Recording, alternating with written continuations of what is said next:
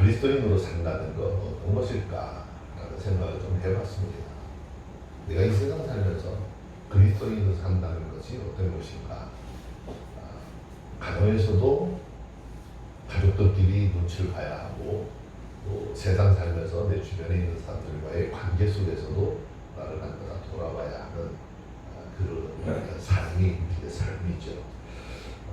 이 땅에 사는 모든 인간들은 다 불완전하고 그 죄악된 본성으로 인해서 항상 우매한 짓을 할 가능성을 가지고 있죠. 그래서 하나님을 경외하는 사람들이라도, 즉 신앙을 가지고 하나님 앞에 나와서 신앙생활하는 사람들도 마찬가지입니다.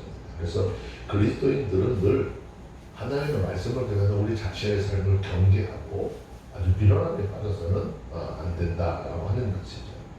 오늘 본문의 전반부에서 우리 그리스도인들이 우매함에 빠지지 않기 위해서 경계해야 할 태도를 이야기하고 있습니다. 그래서 그리스도인들은 여기에서 지적하고 있는 것들이 우리 안에 꼭 나타나지 않도록 노력을 해야 하겠죠. 자, 후반에는 악에 대한 마땅히 취할 자세가 무엇인지 이야기를 하고 있어요. 악은 어떠한 형태이든지, 그리고 그 크기가 어떠하든지 전염성이 강할 뿐 아니라 확장성과 파괴성 또한 엄청나기 때문에 주의해야 한다라는 말씀을 하고 있어요. 그래서 악에 대해서는 좀 더 소극적이거나 또 이렇게 그냥 완만한 마음으로 대처하거나 방관하게 되면 우리 자신 또한 악의 희생물이 될 수 있다라는 것이죠. 그래서 우리는 악에 대해서 결국 용납해서도 방조해서도 안 되는 것이고, 언제나 악에 대해서 아주 강한 태도를 가지고 삶을 살아야 된다라고 말씀하고 있습니다. 우리는 살면서 내가 삶을 복된 삶을 살기를 원하고 아름다운 삶을 살기를 원하죠. 우리 하나님 앞에 그런 삶을 살기를 원하잖아요. 왜냐면 복되고 아름다운 삶을 살려면 어떻게 되느냐? 하나님의 말씀과 성령 안에서 우리의 삶을 정확하게 판단하고 또 우리의 삶에 근거한 삶을 살아야 하는 것입니다. 자, 16절에 이런 말씀을 먼저 한번 봅시다. 읽습니다. 시작. 타인을 보증인 된 자에게 취하라. 외인들이 보증인 된 자는 공을 벌고 적일지니라. 본문에서부터 25절까지 해당하는 단락은 특별히 인간의 조급함과 속담, 또 뭐든지 쉽게 생각하고 행동하는 것들을 경계하는 말씀들로 계속 기록이 되어져 있습니다. 자, 솔로몬을 통해서 타인과 외인에게 보증의 문제에 대해서 말씀을 시작을 하고 있습니다. 자, 여기서 말하는 타인이라고 하는 말의 뜻은요, 우리가 생각하는 나 이외의 사람이 아니라 낯선 사람이라는 의미를 가지고 있어요. 그 사람이 잘 알지 못한. 또 외인이라고 하는 말은요, 외국인을 뜻하는 말입니다. 즉 여기 이야기하고 있는 보증의 대상들은 내가 잘 알지도 못하거나 아무런 연고나 관계도 없는 낯선 사람들을 통틀어서 이야기하는 것이겠죠.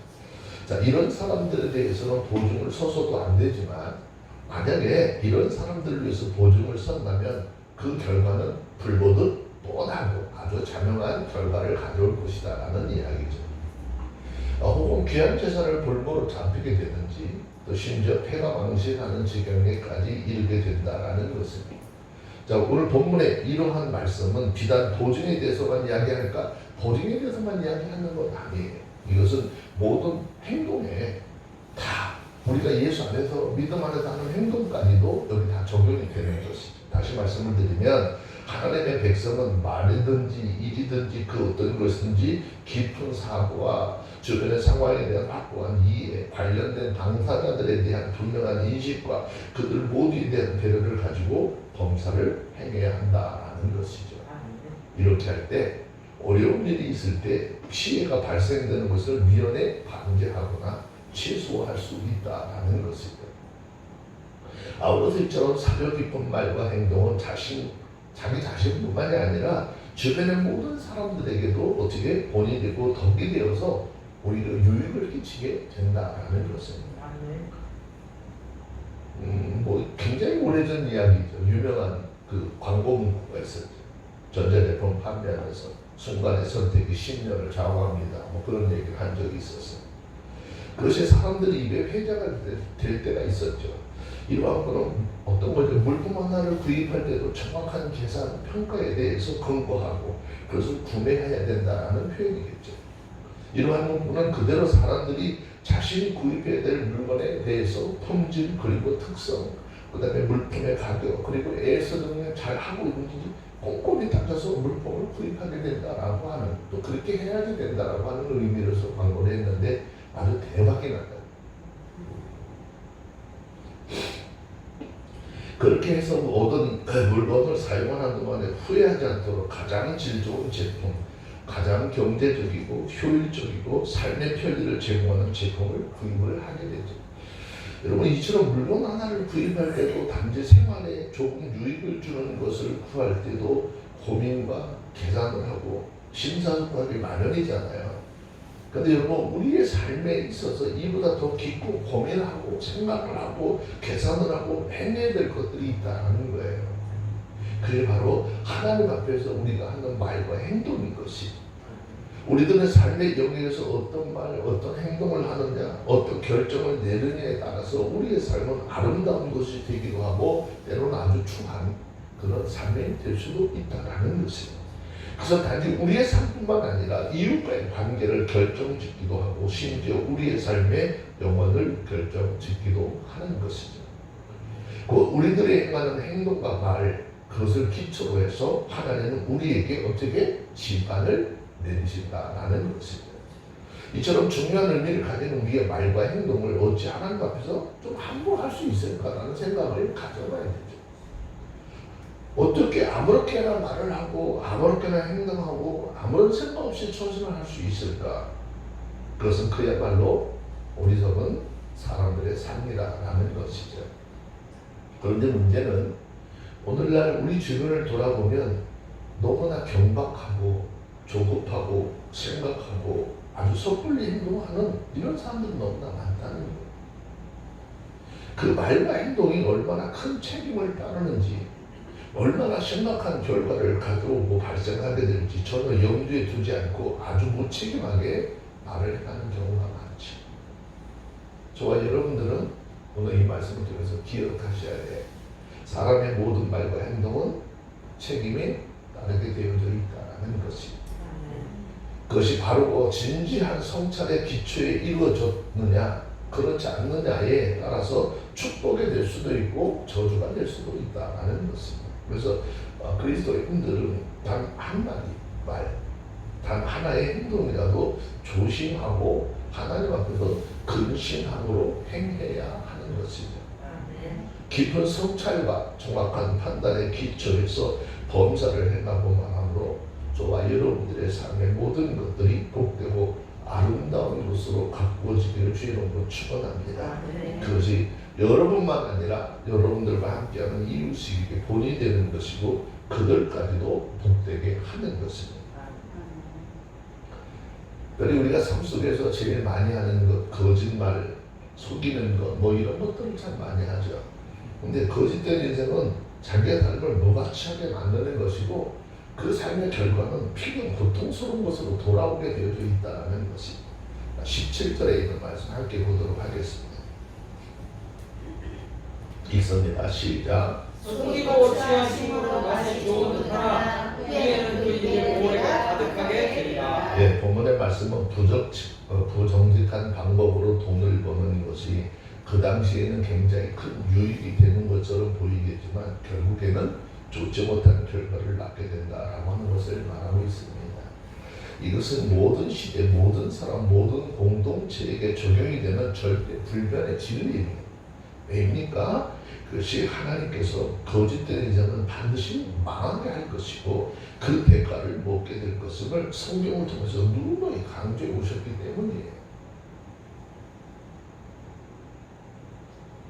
오늘은 한 가지 일화를 성경 밖에서 좀 찾아봤는데 1887년에 미국에서 일어났었던 일이에요. 엠마누엘 린더라고 하는 아주 그림을 잘 그리는 화가가 있었어요. 근데 이 사람이 나이가 먹어서 느긋한 그런 지긋한 노신사가 그 집 근처에 있는 식료품점에 가서 채소를 사고 돈을 20불짜리 달러를 지불했어요. 근데 그 지불을 받은 점원이 그간한 집회를 이렇게 한참 돌아보더니 야, 그림으로 그려서 기가 막히게 그리기는 했지만 위조 지폐라는 것을 알았어요. 일반 지폐와는 달리 이 돈을 건네는 이 링거라고 하는 사람 손에 거짓말을 하려고 하니까 손에 땀이 나서 그 위조했던 그 돈의 물감이 손에 묻은 걸 보고 경찰을 신고했어요. 이 당시에 링거라고 하는 사람은 아주 재능이 있는 화가였어요. 솜씨가 너무너무 뛰어나서 20달러짜리 지폐를 진짜 똑같이 한번 그릴 수 있었어요. 그 사람이 위조 지폐범으로 체포가 되고 그 사람의 집을 가서 다 뒤지기 시작합니다. 근데 그 집에서 그 사람이 그렸던 초상화 3점이 남았어요. 이 사람이 수용이 되고 그 사람이 수용이 되고 그 그림이 경매에 오르게 됐는데 경매 한 점당 5,000달러에 팔렸어요. 1887년에 그림 한 점당 5,000달러라고 하는 것은 어마어마한 금액이거든요. 이 사람은 얘기했어요. 제가 20달러짜리 지폐 한 장을 그리기 위해서 소비했던 시간이나 5,000달러짜리의 초상화 한 장을 그리는 시간이 거의 같았습니다. 그러면 왜 5,000달러짜리를 그림을 그리지 20달러짜리, 5,000달러짜리를 그림을 그리면서 언제 나갈지 모르는데 당장에 먹고 사는 데는 20달러짜리 그림을 그려서 위조 지폐 만들어서 당장 먹고 살아야 되니까. 이 사람은 하나님께 주신 화가로서 훌륭한 재능이 있었음에도 불구하고 사람들을 속여 쉽게 재물을 취하며 살고자 했기 때문에 인생의 대부분을 교도소에 복역하고 아주 혹독한 대가를 치르게 되었습니다. 우리들도 마찬가지입니다. 우리가 어떤 목적을 달성하기 위해서 거짓된 방법을 사용할 때 종종 있지요. 그런데 오랜 인생을 살아온 사람들의 한결같은 결론은 정직한 만큼 복된 재산은 없다라는 이야기를 합니다. 신용만큼 중요한 명함은 없다라고 이야기합니다. 장사를 해도요, 속이는 거 잠깐은 돼요. 사업이 오래도록 유지가 되려면 정직을 간판으로 삼아야 하는 것이겠죠. 한낱 음식을 팔고 과일을 팔고 옷을 파는 장사도 그럴 것인데 하물며 하나님 앞에서 살아가는 인생들은 어떻게 해야 될까? 자, 성경 한번 볼까요? 성경 시편 5편 6절에 있는 말씀을 한번 잠시 보도록 하겠습니다.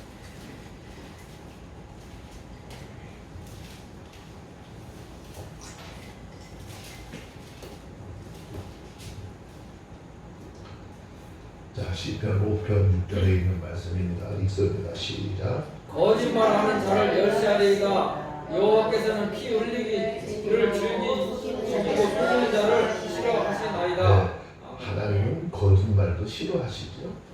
또 누군가를 내 득을 위해서 피 흘리게 하고 누굴 속이는 그런 삶을 하나님은 싫어하시는데요.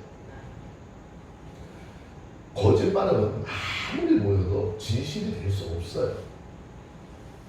물론 진실이 잠깐은 가려질 수도 있겠지만 시간이 지나면 언젠가는 반드시 그 실체가 진실은 드러나게 되어 있어요. 여러분, 오늘 하나님께서 이 솔로몬을 통해서 우리에게 말씀하고 있어요. 그가 발견한 인생의 깨달음을 소개하면서 삶에 당장 손해가 따르고 힘든다 할지라도 너희는 정직한 삶을 살라라는 것이죠. 하나님은 우리에게 거짓을 포기하고 진실할 삶을 선택할 것을 요구하고 계시는 것입니다. 이 선택이 날마다 시간마다 우리 앞에 놓여져 있어요. 우리는 매 시간마다 매 순간마다 이것은 어떤 것을 선택을 해야 될까 기로에 놓여서 삶을 살죠. 만약 저와 여러분들이 진실을 선택한다면 하나님의 사랑과 축복과 전폭적인 구원을 받게 될 줄 믿습니다. 그러나 만약 끝까지 거짓된 삶을 고수한다면 하나님의 버림을 받아 실패하는 인생을 살게 되고 말 것이다 라는 것이죠. 영혼의 마지막 결과도 마찬가지죠. 요한계시록 21장 8절에 있는 말씀 한 절 더 보겠습니다.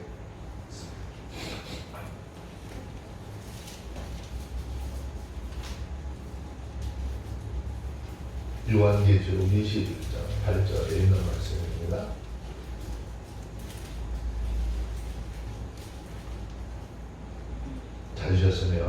함께 읽도록 합니다. 시작. 그러나 두려워하는 자들과 믿지 아니하는 자들과 흉악한 자들과 살인 자들과 행음자들과 술객들과 우생 숭배자들과 모든 거짓말하는 자들은 불과 못하는 것에 참여하리니 이것이 둘째 사람이라. 아멘. 하나님은 이렇게 말씀하고 있는데 어떤 사람들이 그렇게 하나님의 심판이 없다고 이야기를 하는지. 영혼은 몸이 받는 게 아니고 우리 저 구원은 영혼이 받는 거니까 몸은 거지같이 막 살아도 된다고 이야기하는 사람들이 참 신자유주의 초대교회 때 용기주의자들만 했던 이야기들을 지금 이 시대에 와서 하는 사람들이 있어요. 예수 믿고 구원은 영혼을 받았으니까 몸은 어떻게 마음대로 살아도 돼. 천만의 말씀이에요. 하나님 앞에 우리는 정직하고 온전한 믿음의 삶을 살아가야 하는 것입니다. 자, 우리가 살아가는 이 삶의 현장을 보면 항상 많은 사람들이 이렇게 공동체라고 하는 것도 느껴서 살죠. 그 공동체 안은요, 그냥 단합되고 힘이 되게 하는 사람만 있는 게 아니라 꼭 사람을 분열시키려고 하는 사람들도 있어요. 또 좀 미련한 자들하고 연합하는 뭐 이런 사람들이 있는데 이런 사람들에 대해서 어떻게 이야기하고 있나. 자, 잠언 24, 18절에 있는 말씀 함께 보도록 합니다. 읽습니다. 시작. 모를 경영하는 의논함으로 성취하나니 모략을 베풀고 전쟁할지니라. 아멘. 자, 오늘 이 말씀은요, 성취하라는 말과 전쟁하라는 명령이 합쳐진 형태를 알고 있어요. 자, 이러한 의미는 다시 해석을 하면 계획은 사람들의 뜻을 모아서 세우고, 예? 무엇을 하려면 어떤 계획을 사람들과 함께 모여서 뜻을 세우고, 전쟁은 그냥 하는 것이 아니라 전략을 세워놓고 하라, 그 말이거든요. 단순히 뛰어난 지혜와 명철을 가지라라고 하는 말이 아니라 서로 지혜를 모아서 최선의 결과를 이뤄낼 수 있도록 하라라는 거예요. 아무리 뛰어난 생각도 여러 사람의 건장한 비판과 조언으로 인해서 더 훌륭한 생각으로 어떻게 발전하게 되는 거죠. 온갖 각 사회마다 아주 중요한 사업일수록 한 사람에게 다 맡기지 않아요. 뛰어난 인재들로 구성을 해서 팀을 꾸려 일을 하고 진행시키는 것도 최선의 생각과 계획은 한 사람이 아닌 여러 사람의 뜻이 모아지고 충분한 토론으로 이루어진 후에 완성되기 때문이다 라는 것이죠. 그럼에도 불구하고 우리는 여럿이 함께 모여서 중재를 모아 의논함으로 계획을 세우고 이루기보다는 주변을 보면은 혼자만의 생각으로 고집으로 무엇인가 이루려고 하는 그런 상황들을 많이 접하게 되죠. 그래서 회의 도중에도 자신의 의견이 다른 사람들에 의해서 평가되고 비판되는 것을 견디지 못해요. 그래서 그 의견에 대한 모독이라고 생각하고 화를 내고 많은 사람들과 다툼이 생기는 경우가 많이 있죠. 그래서 이것은 우리 민족의 민족성과도 깊은 관련이 있어요. 그래서 많은 사람들이 한국 사람은 모래알 같은 민족이다라고 하는 이야기예요. 각각 개인만 놓고 보면 굉장히 뛰어나고 아주 우수한 민족이에요. 그래서 잘 부서지지도 않고 단단해 보이고 대단해 보이는데 여러 사람만 함께 모아놓으면 도무지 열어갈 줄 모르고 쉽게 부서져 버리는 특성을 가지고 있기 때문이다. 근데 이것도 다 옛날 말이죠. 지금 한국 사람들 잘 연합하죠. 그래도 물론 자기들끼리만 연합을 해도 그렇지. 좀 반대되는 사람들하고도 연합을 좀 잘하면 좋은데 나하고 반대되는 사람들은 연합 잘 안 하려고 하잖아요. 자, 성경 문제를 볼까요? 여럿이 함께하는 것이 왜 아름다운지 전도서 4장 9절입니다.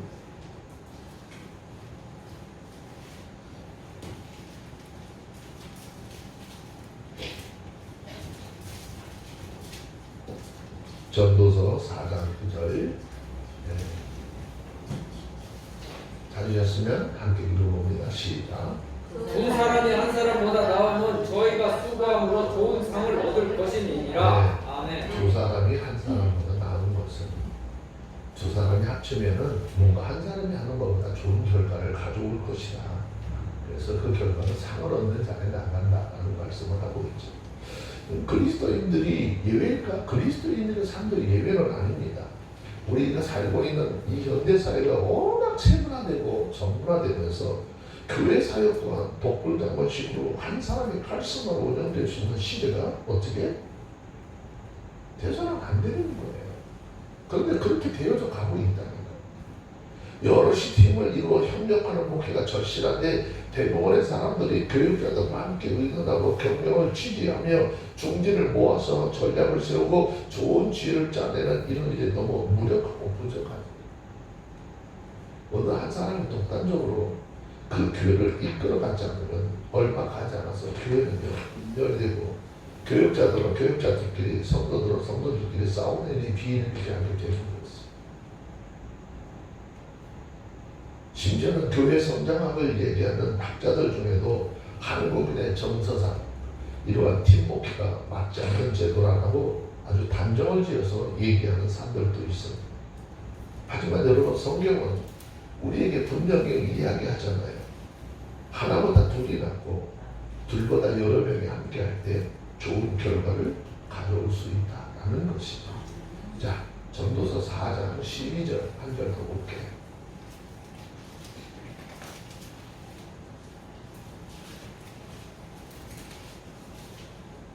전도서 4장 12절 찾았으면 읽어볼까요? 읽습니다. 시작.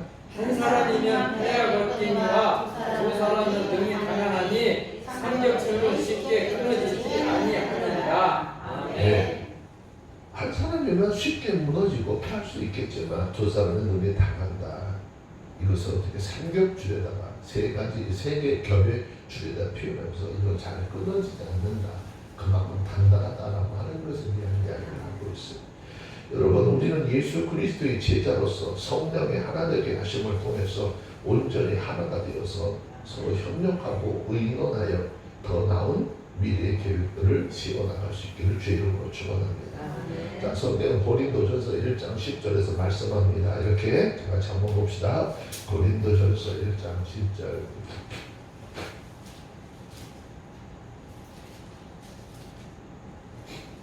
네, 찾으셨으면 고린도전서 1장 10절 시작. 형제들아, 내가 우리 주 예수 그리스도의 이름으로 너희를 권하노니 다 같은 말을 하고 너희 가운데 분쟁이 없이 같은 마음과 같은 뜻으로 온전히 하라. 아멘. 하나님께서 주신 믿음의 공동체는 예수 그리스도의 이름으로 어떻게 다 같은 말을 하고 우리 삶 속에 어떻게 뭐가 없이 분쟁이 없이. 네, 분쟁이 없도록 하라 그랬어요.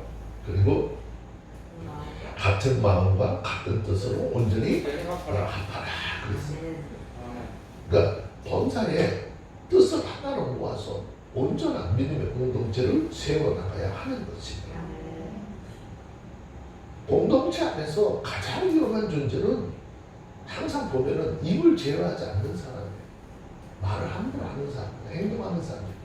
19절에 있는 것입니다. 한번 봅니다. 읽습니다. 시작.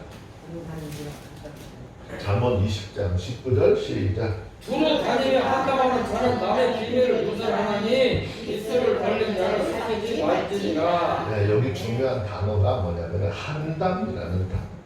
이 말의 사전적 의미는 심심풀이로 하는 잡담을 의미하는데 원어적인 의미는요, 한 걸음 더 나가요.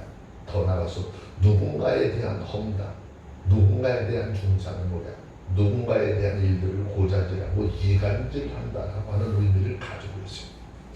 즉 쓸데없는 말을 많이 하는 사람들은 끊임없이 누군가 어떻게 이야기를 하려고 이야기거리를 찾아 다른 사람에 대한 이야기를 하게 되고 이러한 과정에서 다른 사람들의 숨겨낸 비밀이라든지 근거 없는 헛소문을 퍼뜨리거나 옮기게 되고 결국 그로 인해서 공동체는 분열되고 험담과 싸움, 비방과 정죄가 오고 가게 되어져 있다는 것이죠.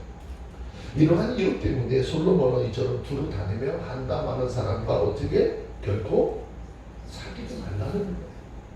여러분, 이 말씀을 저와 여러분들이 가슴속에 깊이 새기셔야 돼요. 나도 모르는 사이에 언젠가 내가 이런 자리에 들어가 있는 모습을 보게 됩니다. 어떤 사람들이 교회는 범사에 사랑으로 감싸주고 용납해야 되는데 그리스도인들 중에 이런 약점을 가졌다고 해서 그 사람을 외면하고 배제시켜야 되겠느냐라는 이야기를 하는 사람도 있어요. 그런데 이러한 습성을 가진 사람은 자기 자신뿐 아니라 공동체를 분리시키고 싸우게 하고 결국 그 공동체를 평지박산나게 만드는 사람이죠. 마치 암세포와 같은 그런 사람들이라고 하죠. 암세포가요, 림프관이나 혈관을 통해서 신체 곳곳에 이동하여 다른 곳으로 전이되어서 몸 전체를 망가뜨리고 죽음에 이르게 하는 것처럼 이러한 사람은 그의 공동체를 회복 불가능 아주 처참한 지경에 빠뜨리는 그런 존재가 된다라는 거예요. 성경의 역사를 살펴보면 초대교회에 대해 있었던 지도자 중에 하나였던 사람이 있는데 디오드레베라고 하는 사람이 있어요. 이 사람이 바로 그런 사람이었어요. 그런 종류의 사람. 죄송합니다.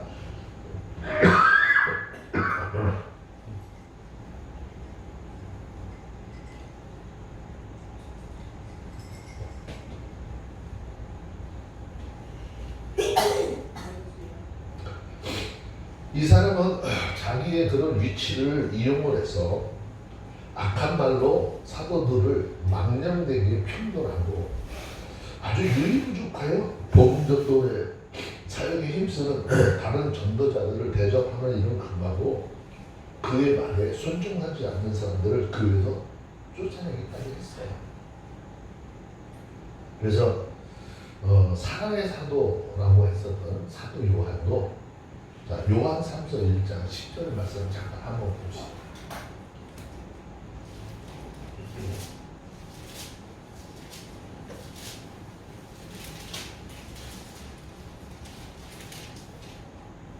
찾으셨어요?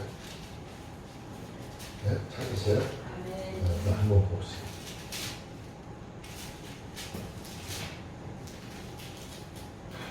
10절 읽습니다. 시작. 이러므로 내가 가면 그 행한 일을 잊지 아니하리라. 저가 악한 말로 우리를 망령되이 소문하고 유이 부족하여 형제들을 적대치도 아니하고 적대하고자 하는 자를 금하여 교회에서 떼어쫓는도다. 고의 9절 말씀 보시면은 제가 조금 아까 말씀드렸던 디오드레베라고 하는 사람 이름이 있어요. 자, 9절입니다. 시작. 내가 두어 자를 교회에 썼으니 저희 중에 어떤 되기를 좋아하는 디오드레베가 우리를 대접하지 아니하니. 10절. 이러므로 내가 가면 그 행한 일을 잊지 아니하리라. 저가 악한 말로 우리를 망령되이 편론하고도 유이 부족하여 형제들을 적대치도 아니하고 적대하고자 하는 자를 금하여 교회에서 내어 쫓는도다. 네. 아멘. 이 사람의 사도 요한 사랑의 사도라고 했잖아요. 그죠? 근데 이 사람이 이렇게 얼마나 악한 행동을 했는지 내가 너 가면 너 반드시 일을 잊지 않고 가서 너하고 좀 얘기를 좀 해볼 거야 라고 기록을 하고 있어요. 오늘날 우리 교회 안에 이러한 굉장히 위기를 느끼는 사람들로 인해서 많은 진동을 겪고 있습니다. 그 사람들은 돌아다니며 말을 옮기고 교회 안에 분쟁과 반란을 일으키고 있습니다. 그래서 온 그리스도인들, 온 성도가 하나 되어서 놀라운 성장을 이룬 교회들도 한순간에 이들로 인해서 분쟁하고 싸우다가 분열이 되어서 아주 뿔뿔이 흩어지는 일들이 비일비재하게 일어나고 있습니다. 저 여러분들 이처럼 함부로 돌아다니면서 한담하고 중상모략하는 낙한 습관이 있다면 우리는 그걸 버려야 돼요. 옛날에 구역 예배들 그리고 속회 예배들 많이 드렸잖아요. 드렸죠? 속회 예배들이 끝나고 와야 되는데 주저앉아가지고 떠들다 보면 남의 욕해가 아니에요. 남의 얘기를 잔뜩 한다니까. 은혜 받은 얘기만 하는 게 아니에요.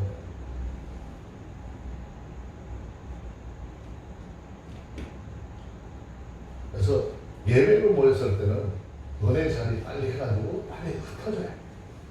오래 앉아있으면 거기 꼭 누구 얘기를 하게 되어 있어요. 솔로몬이 아가서 2장 15절 보면 포도원을 허는 여우를 잡으라 뭐 이야기하는 거예요. 이러한 나쁜 습성을 가지고 남을 험담하고 남에 대해서 중상모략하고 싸움을 일으키는 사람들을 경계하고 그들과 교제를 두어서 하나님이 기뻐하시는 믿음의 공동체를 세워가는 우리 모두가 되어지시기를 주님으로 축원합니다. 성경 한 구절 좀 자꾸 마칩시다. 레위기 19장 16절.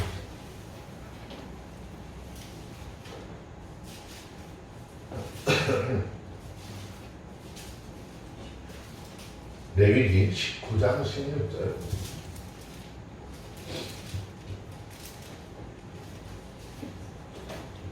찾으셨으면 읽습니다. 시작. 너는 내 백성 중으로 돌아다니며 사람을 논단하지 말며 네 이웃을 대적하여 죽을 지경에 이르게 하지 말라. 나는 여호와니라. 아멘. 내 백성 중에 돌아다니며 다른 사람에 대해서 뭐 하지 말라? 논단하지 말라. 하지 말라. 이러고저러고 얘기하지 말라는 거예요. 그것은 왜 그런가면 그렇게 이야기함으로써 누군가를 어떻게 죽을 지경에 이르게 한다는 거예요. 근데 우리 삶 속에서 더 중요한 것은 누가 와서 이야기하는 것도 경계를 해야 되지만 그런 이야기를 하려고 하는 사람들이 있잖아요. 아예 대화 자체를 그냥 이렇게 좀 절단을 해야 돼. 그래야 다시는 그런 얘기를 하지 않지요. 자꾸 받아주니까 하는 거예요. 아, 이 사람한테는 해도 돼. 다 받아줘. 그러니까 계속 하는 거예요. 근데 이야기를 듣는 사람은 나중에 자기도 모르게 똑같이 하고 앉았어. 들은 것이 끝나는 게 아니야. 또 옆에 가서 또 얘기하고.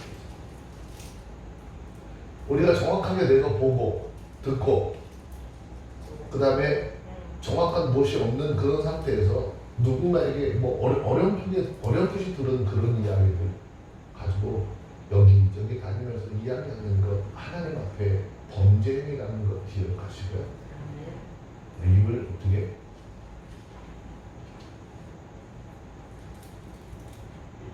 옛날 어른들은 자갈물이라고 했는데 자갈물로서는 곤란할 것 같고 가스통 좀 세워서 하나님의 말씀이 성령이 우리 입술들을 좀 생각을 제어하고 우리 입술들을 좀 제어해서 하지 말 말, 하야 할 말 좀 구분해서 은혜를 끼치는 그런 말을 하는 저와 여러분들이 다 되어지기를 주님으로 축원합니다. 아멘. 기도하겠습니다. 거룩하신 하나님, 오늘도 우리를 특별히 사랑하시고 주의 은혜 가운데 붙잡아 주심을 감사합니다. 하나님, 이 시간 그리스도인으로 산다는 것이 어떤 삶인지 깨달게 하시고 말씀을 통해서 우리 가운데 주실 귀한 은혜를 쫓아 삶을 살게 하옵소서. 입술을 잘 주관하게 하시고 제어하게 하시고 행동을 아버지 주관하게 하여 주셔서 하나님 앞에 부끄러움이 없는 우리의 삶이 되게 하옵소서. 예수님의 이름으로 기도합니다.